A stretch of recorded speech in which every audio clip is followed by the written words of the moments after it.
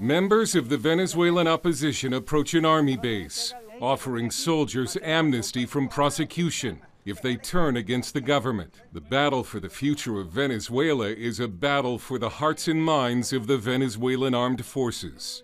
Anyone who wants to get rid of Venezuelan President Nicolas Maduro cannot do it without the army.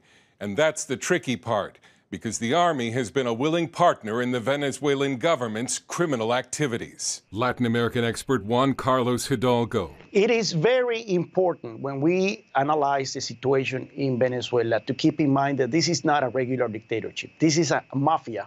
This is a criminal gang. They're deeply involved in crimes against human rights, corruption, drug trafficking.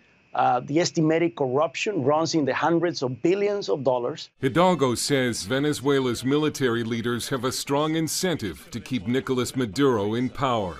The armed forces know that the alternative for them to be in power is either going to jail, face the justice in Venezuela under a democratic government, or faces extradition to the United States for drug trafficking. And that's why the opposition is offering the military amnesty.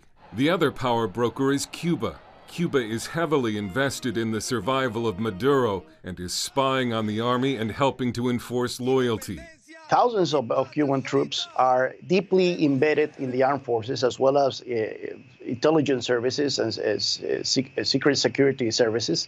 This is why it's so difficult for troops to launch an uprising. Maduro has begun maneuvering to crush the rebellion, and Tuesday announced a formal investigation of opposition leader Juan Guaido, recognized by the U.S. and several nations as the real leader of Venezuela. Guaido said if anything happens to him, the protest will intensify. President Trump called Guaido and offered his support and said all options are on the table in dealing with Maduro. But Guaido has said he's against using the U.S. military to get rid of Maduro. Dale Hurd, CBN News.